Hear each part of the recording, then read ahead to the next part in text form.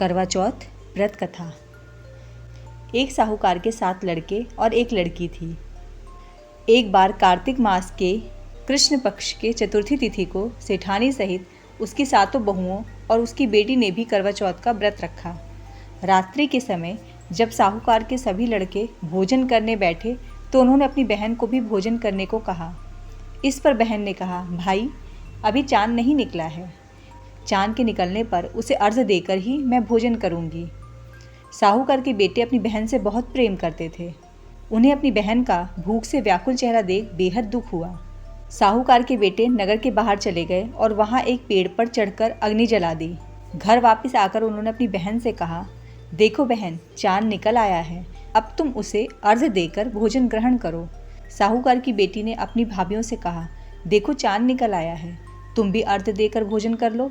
ननद की बात सुनकर भाभियों ने कहा, बहन अभी चांद नहीं निकला है, तुम्हारे भाई धोखे से अग्नि जलाकर उसके प्रकाश को चांद के रूप में तुम्हें दिखा रहे हैं।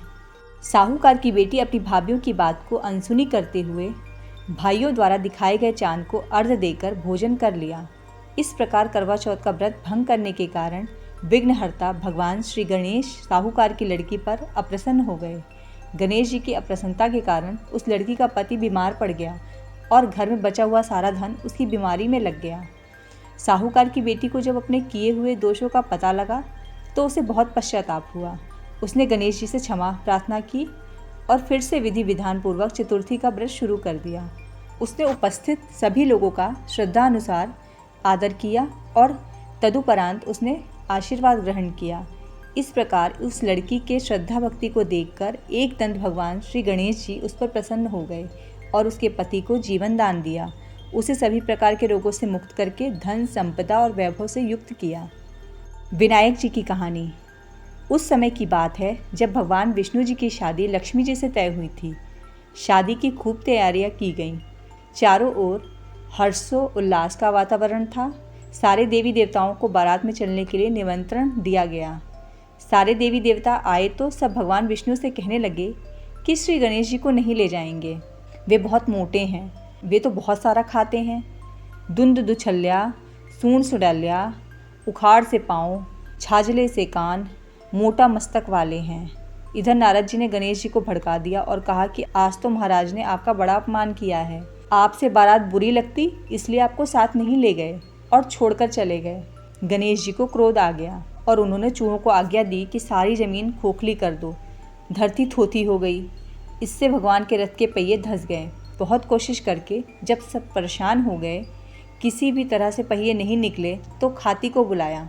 खाती आया, सारा दृश्य देखा और पहिए को हाथ लगाकर बोला, जय गजानन जी, और इतने में तुरंत रथ निकल गया। सब देखते रह गए।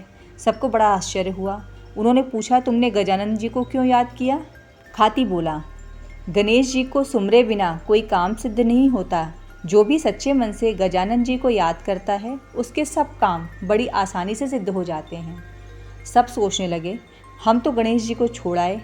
उन्हें अपनी गलती का एहसास हुआ और एक जने को भेजकर गणेश जी को बुलवाया व गणेश जी से माफ़ी मांगी।